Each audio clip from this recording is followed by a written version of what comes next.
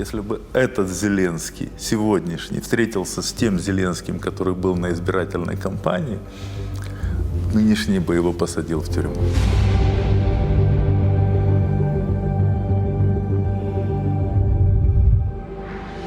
На самом деле дело в деньгах. Украина получает в этом году рекордные деньги. So nice to meet you. I'm good. Из-за этого пошли конфликты. Именно из-за этого были вот эти предыдущие Майдан на картонках. Олигархи, политические партии, элиты украинские подрались из-за денег.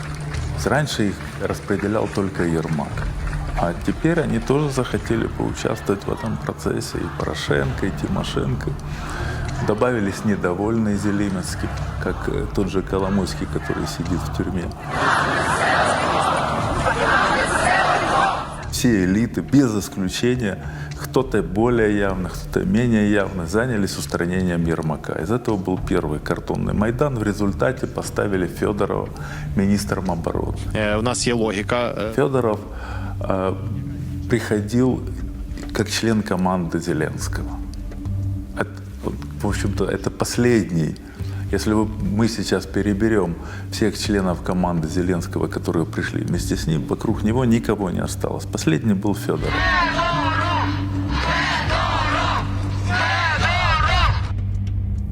Зеленский со временем набрал силы и стал убирать Федорова. Почему? Потому что основные деньги, которые идут, они будут идти через Министерство обороны.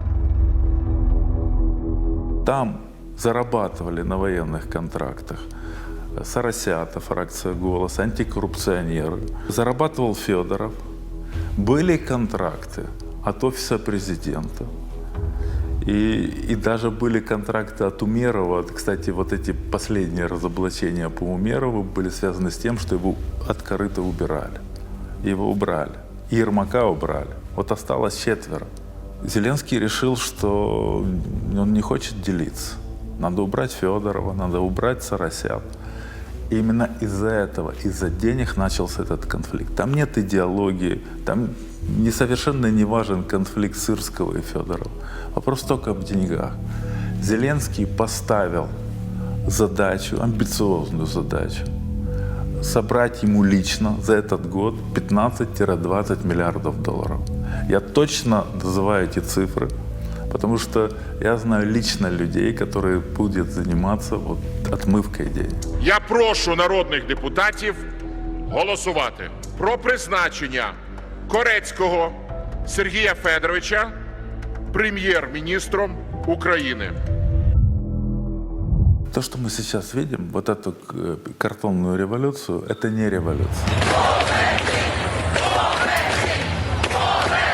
Сейчас фракция «Голос», антикоррупционные органы и представители неправительственных организаций, которые сидят в государственных корпорациях, в наблюдательных советах, это отдельная сила внутри Украины.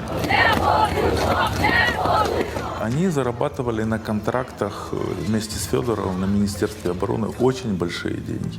Под них сколотились поставщики дронов, эти подрядчики, которые работали с Федоровым и которые имели преимущественное право на заключение контракта. Сейчас они финансируют вот этих Соросят, ну как через фракцию Сорос, они собирают молодежь, и она выходит с вот этими картонками.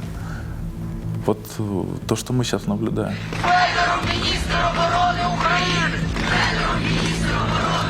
Зеленский сделал вид, что он идет навстречу протестующим.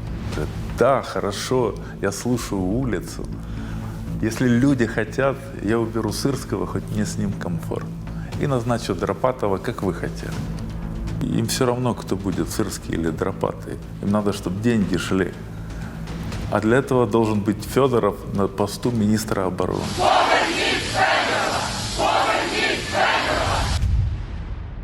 Зеленский будет делать все для того, чтобы Федорова не назначить. Министр обороны подписывает бумаги, а то те должности, которые предлагал Зеленский Федорову,